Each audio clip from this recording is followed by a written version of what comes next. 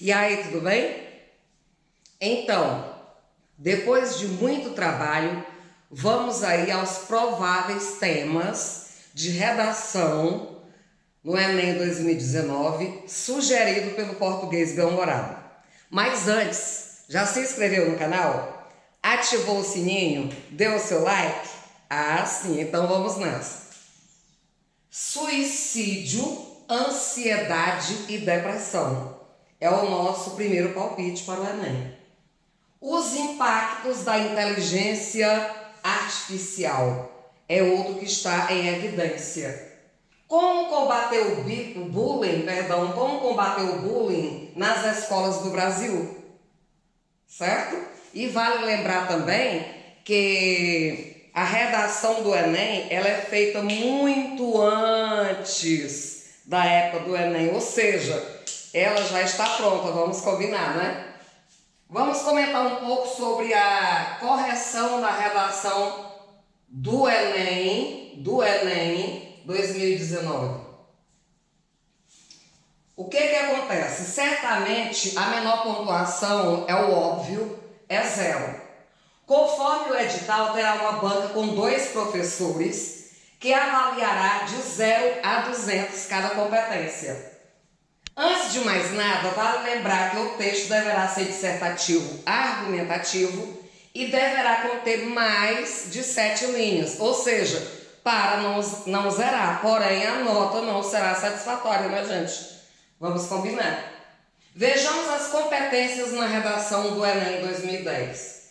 Competência 1. Demonstrar domínio da modalidade de escrita formal da língua portuguesa. Ou seja, você que está interessado em ser aprovado no Enem, você tem que entender, compreender as normas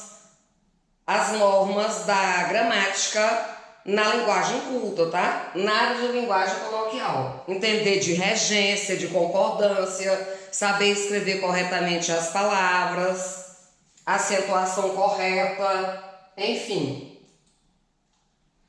Compreender a proposta de redação e aplicar conceitos das várias áreas de conhecimento para desenvolver o recorte temático, dentro dos limites estruturais do texto dissertativo, argumentativo em prosa. O que é que vem a ser o texto em prosa? O texto em prosa é constituído por parágrafos. Ele vai se diferenciar do texto poético, por exemplo. Competência 3. Selecionar, relacionar, organizar e interpretar informações, fatos, opiniões e argumentos em defesa de um ponto de vista. Ou seja, você tem que estar inteirado do assunto. Tem que ser uma pessoa bastante informada.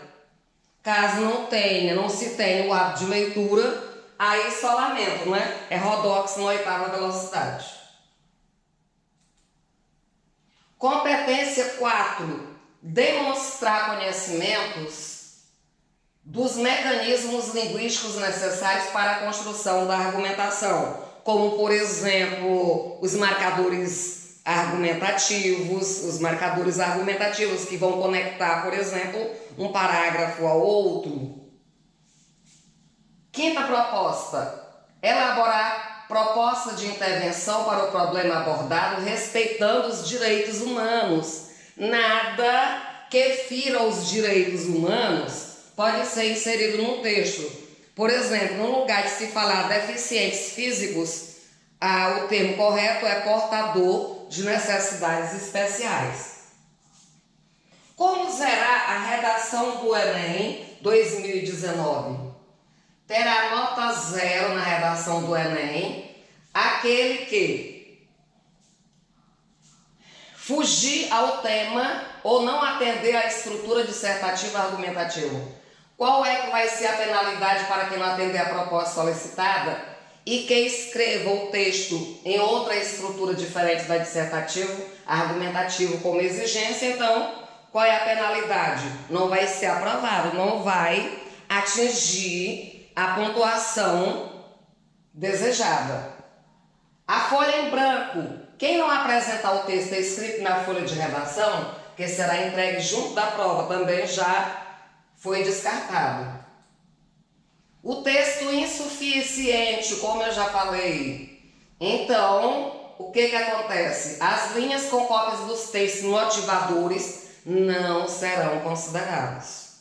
Você tem que ter informações além daquele que estão inseridas, daquelas que estão inseridas nos textos motivadores, tá? Não pode haver cópia. Escrita de palavrões, impropérios, desrespeito aos direitos humanos não serão tolerados. Desconexão com o tema proposto. Como é que ocorre uma desconexão com o tema proposto? Quando há digressão. Quando há digressão. E o que é que vem a ser a digressão? A fuga do tema, né, gente? Fugiu do tema. Mesmo que o texto esteja perfeito, não vai servir para coisíssima nenhuma. Só lamento.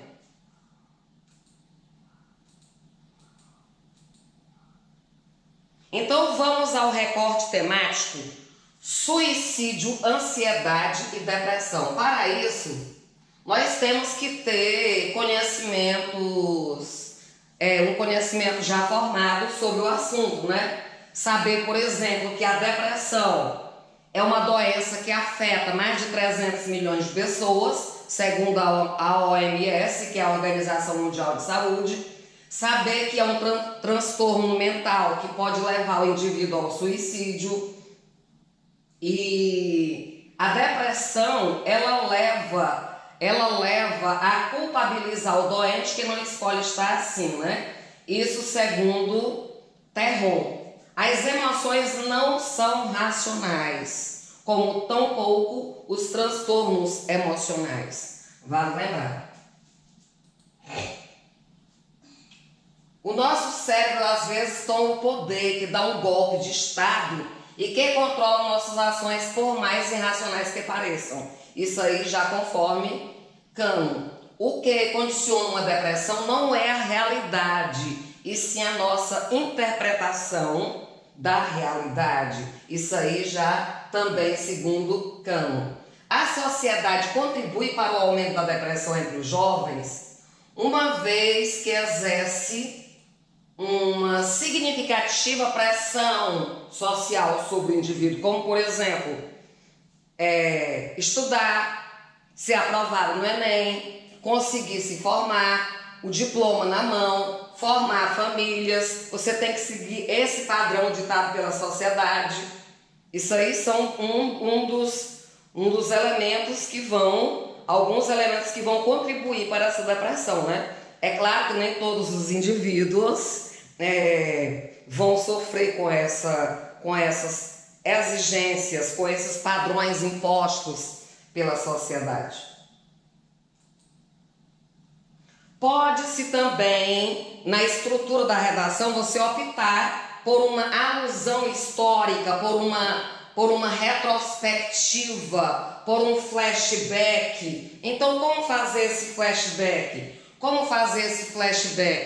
Faz-se a introdução, no segundo parágrafo, por exemplo, pode-se fazer a alusão histórica, fazer o flashback, e no terceiro parágrafo já se voltar para o tempo presente. Como, por exemplo, falar sobre a geração byroniana do romantismo, que foi marcada pelo pessimismo, pela inadequação à realidade, pelo desgosto de viver, pela atração pela morte, pelo escapismo e irracionalidade.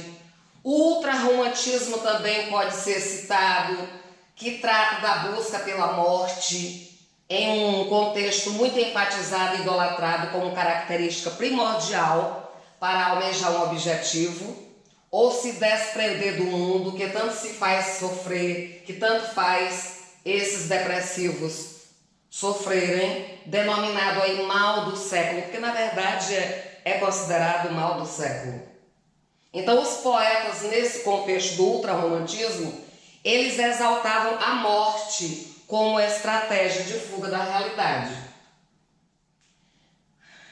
Por exemplo, nós temos aí no fragmento da Hora do Delírio, de Junqueira Freire, ele demonstra esse pessimismo, a interpretação da morte muito subjetiva, quando ele diz assim: por isso, ó morte, eu amo-te e não temo, leva-me ao nada, leva-me contigo.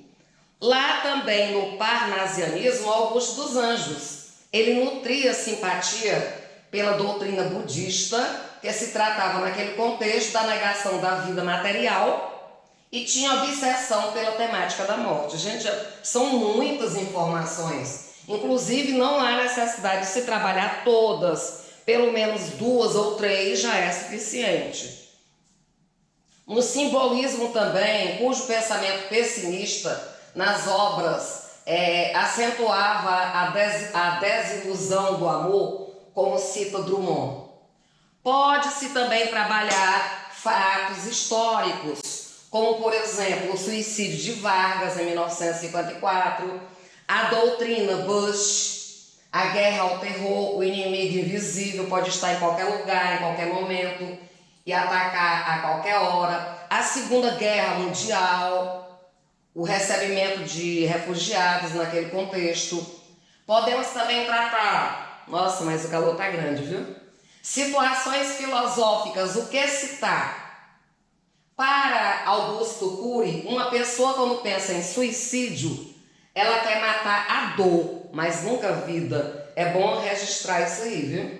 O suicídio é uma solução permanente para um problema temporário. Na verdade, o que o depressivo ele quer? Ele quer sair daquele problema. Não é que ele queira literalmente se matar, tirar a sua vida, não.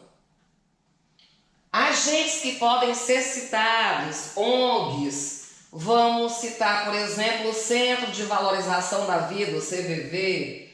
Também podem ser citados casos. Depressão afeta 322 milhões de pessoas no mundo, isso segundo a Organização Mundial de Saúde. Desde 2012, para vocês terem uma ideia, cerca de 800 mil pessoas entre 15 e 29 anos, gente, são jovens, não é? Morrem anualmente devido ao suicídio. Em 16 anos, o número de mortes relacionadas com depressão cresceu 705% no Brasil. Isso segundo o DataSUS, né? Vale lembrar também que ao colocar alguma citação no seu texto, na redação do Enem, alguma informação, algum dado estatístico, tem que automaticamente citar a fonte. Por favor, não esqueçam. Filmes que tratam sobre esse assunto, O Suicídio, de Emily Durkheim, um livro, né? É uma obra. Nesse livro o autor fala um pouco sobre os tipos de suicídio.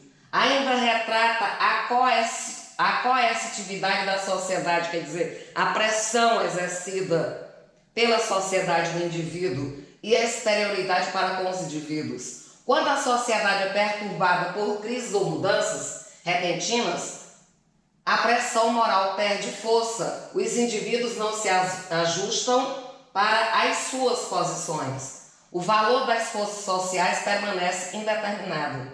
Sem regulamentação, as ambições são superexcitadas, causando sofrimento e, consequentemente, o crescimento do suicídio. O livro A História da Melancolia retrata que na antiguidade casos de depressão e loucura estavam associados a mitos e superstições. A Igreja Católica criava rumores associando essa a possessões demoníacas. Essa quem? A depressão, né? Olha, isso aí é um elemento de valor anafórico, que vem aí substituir depressão. Essa aí é a depressão, a possessões demoníacas, em que os demônios entravam na mente dos homens e os tornavam loucos. Imagina aí, hein, gente? Imagina uma interpretação dessa. Na França, o berço do romantismo, o livro O Sofrimento do Jovem Werther, de Johann Wolfgang, retrata a vida do protagonista, que encontrando no suicídio uma forma de livrar-se das dores de um amor não correspondido. E há uma sequência de livros também, Por Lugares Incríveis, Os 13 Porquês, As Vantagens de Ser Invisível, uma história meio que engraçada, Como Eu Era Antes de Você, Quem é que Vai Ser, Alaska, todos em torno desse tema. E o que é que se pode também citar? O caso do jogo russo Baleia Azul, suicídio da escritora brasileira Ana Cristina César, Lord Byron também, que valorizava a morte, As 13 Razões do Porquê, série do livro de Jay Asher, isso na Netflix, tá? Valeu? Vamos continuar. Como vai ser então a proposta de intervenção sobre a questão da depressão, do suicídio? Vejamos, para se ter uma ideia, né? Daí vocês podem tirar a essência, algumas informações que poderão ajudá-los posteriormente.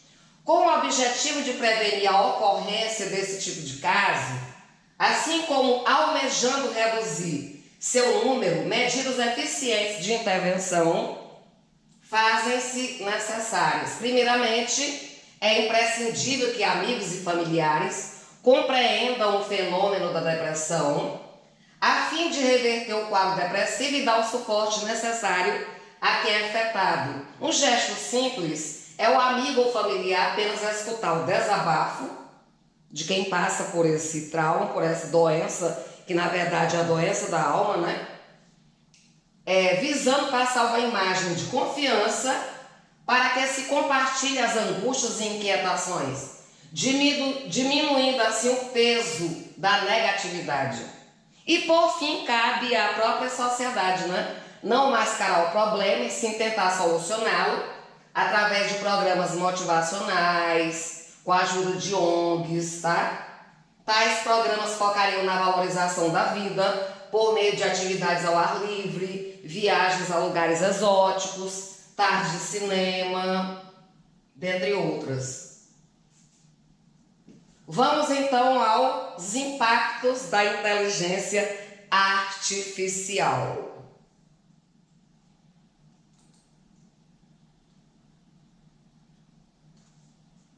A inteligência artificial, na verdade, é o quê? São máquinas que têm a capacidade de pensar, né? Valeu?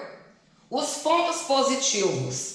Se há pontos positivos, obviamente há pontos negativos. Então, como será a estrutura da redação? Introdução, no segundo parágrafo, pontos positivos ou favoráveis, no terceiro, pontos negativos ou desfavoráveis, e depois a proposta, valeu? Então vamos lá.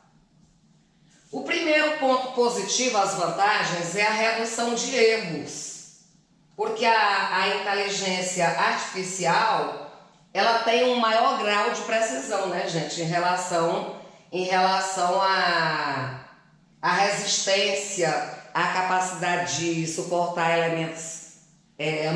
ambientes hostis, né? Então reduz aí a chance de falhas. A exploração, a ciência da robótica pode ser utilizada em processo de exploração de minérios e de outros combustíveis. Por exemplo, devido à programação dos robôs, eles podem realizar um trabalho mais laborioso e duro com maior responsabilidade. Ou seja, desde que não haja nenhum defeito, nenhuma falha, eles não vão se desgastar, né? Aplicações diárias. A inteligência artificial é usada como assistente dos smartphones, por exemplo, GPS, que mais?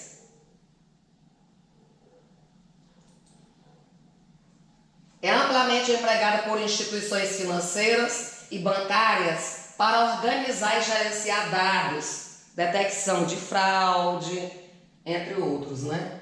Um outro ponto positivo também é como assistentes digitais.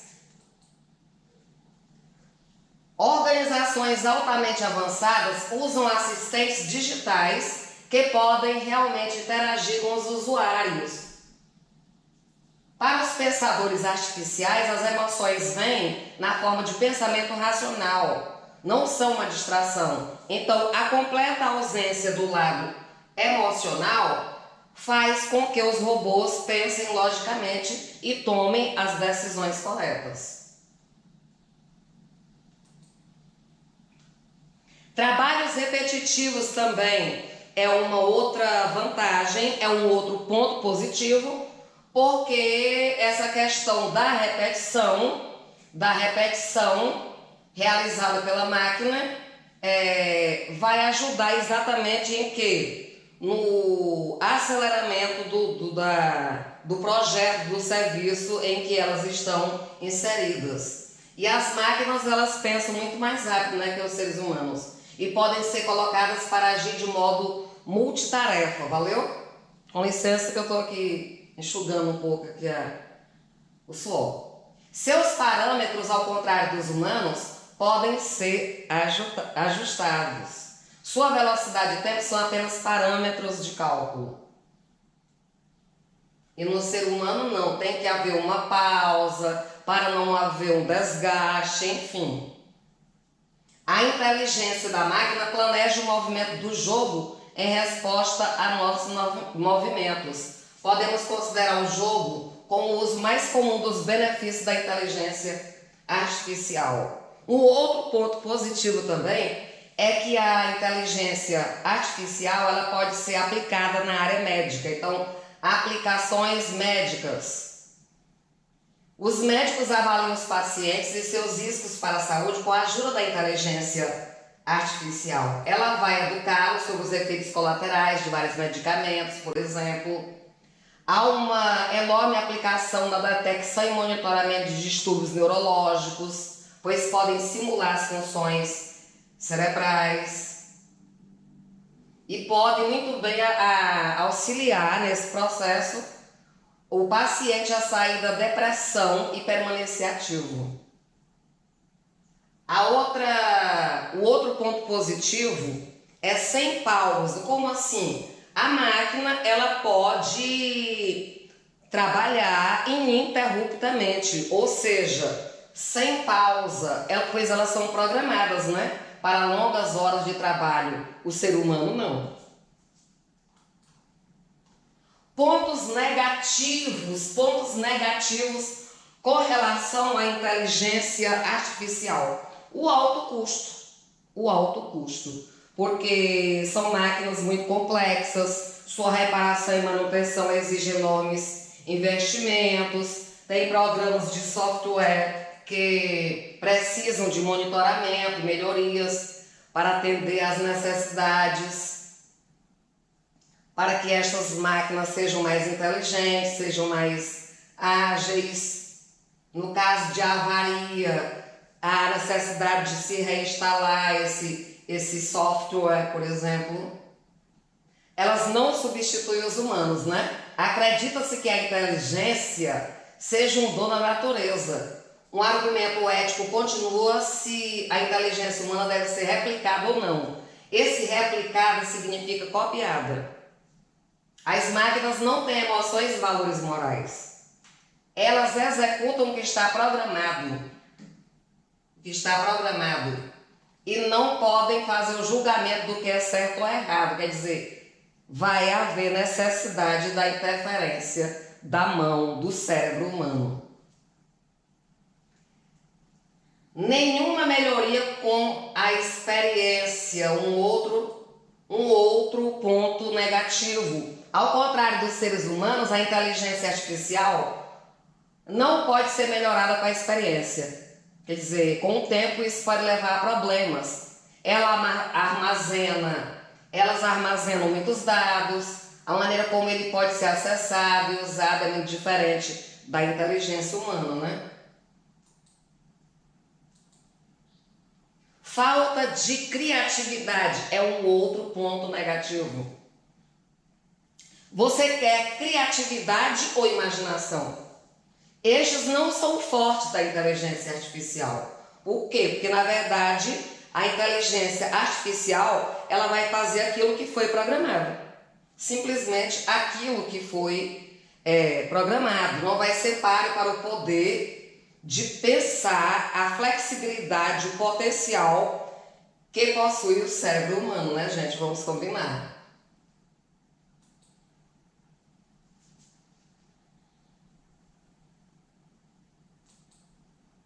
O desemprego.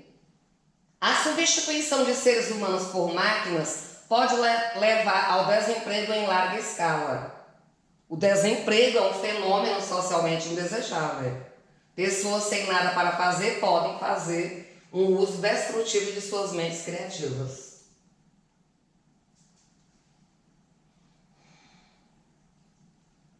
Os seres humanos eles perderão seu poder criativo e se tornarão preguiçosos se dependerem tão somente da inteligência artificial. Como vai ser, então, como seria a proposta de intervenção da inteligência artificial?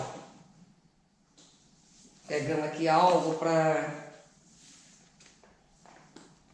alguma coisa que sirva aqui como... Então, proposta de intervenção.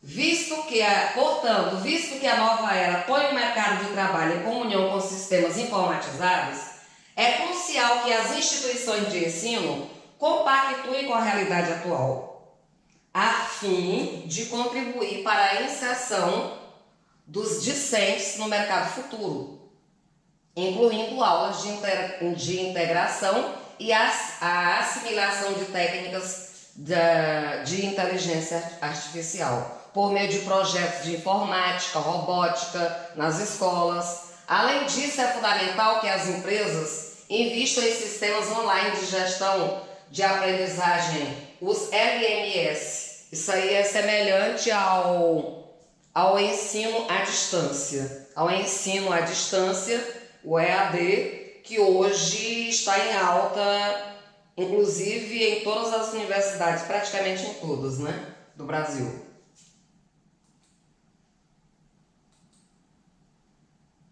Valeu? E por último, como combater o bullying? Gente, para se combater o bullying, para se fazer uma redação sobre o bullying, primeiro, nós temos que fazer uma definição, ter uma definição do bullying, ter um entendimento do que vem a ser esse cyberbullying, o que leva o autor do bullying a praticá-lo, porque na verdade a intenção desse indivíduo, qual é o perfil desse indivíduo? Com certeza ele já sofreu bullying, ele quer se tornar popular, ele se acha o máximo, ele quer chamar atenção sobre si, enfim. Como identificar o alvo do bullying? Na verdade, é o quê? É o indivíduo que se torna reprimido, a baixa autoestima. Tem que se observar exatamente o perfil da vítima.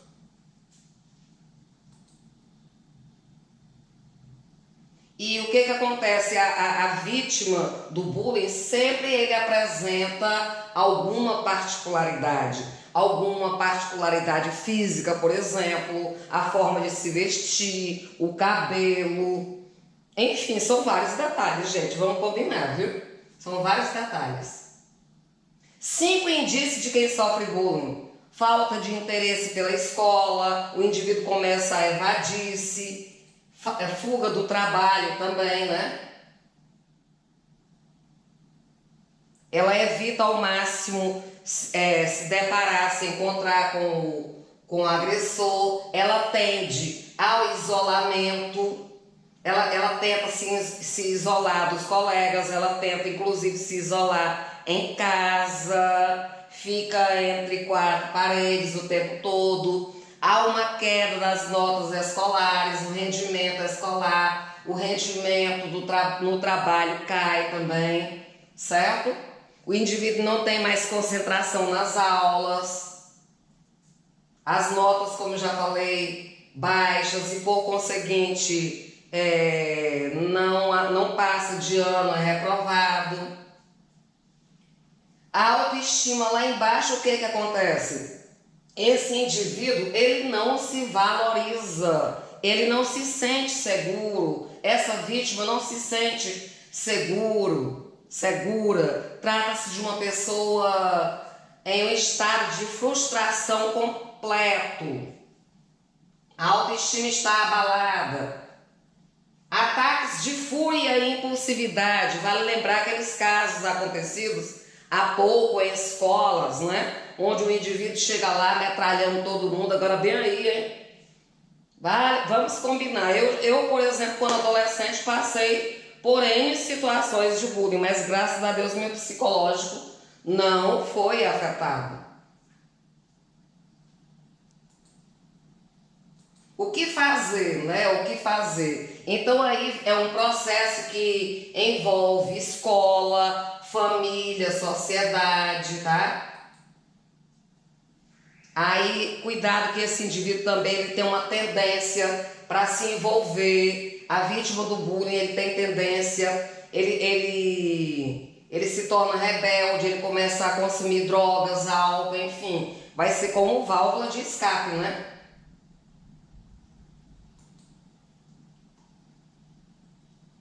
Os pais devem ficar atentos, né? Nas roupas e ferimentos, no corpo. E normalmente esse tipo de indivíduo, ele mente quando ele é atacado, ele diz que se machucou sozinho, né? Então um dos passos é conversar com professores, diretores, para ajudar a identificar o comportamento da vítima e detectar quem é o agressor, quem são os agressores. No caso de adultos é necessário, por exemplo, uma aproximação sutil, tentar conversar com o indivíduo o que é que se passa na vida dele, identificar o problema, oferecer ajuda, um acompanhamento psicológico o mais breve possível para a vítima. Só assim é possível evitar um problema maior como depressão ou até mesmo uma tragédia. E na proposta de intervenção, citar o papel da família na educação dos filhos, os valores, trabalhar esses valores. O papel dos professores no convívio diário com seus alunos. Valeu? Então, gente, é esse o recado. Cuidado, muita atenção no momento de se fazer a redação, valeu? Se alguém estiver interessado em mais informações, entre em contato comigo, faz comentários, enfim, estou à inteira disposição com relação a ajudá-los no que se refere à produção da redação no Enem 2019. Valeu? Até a próxima!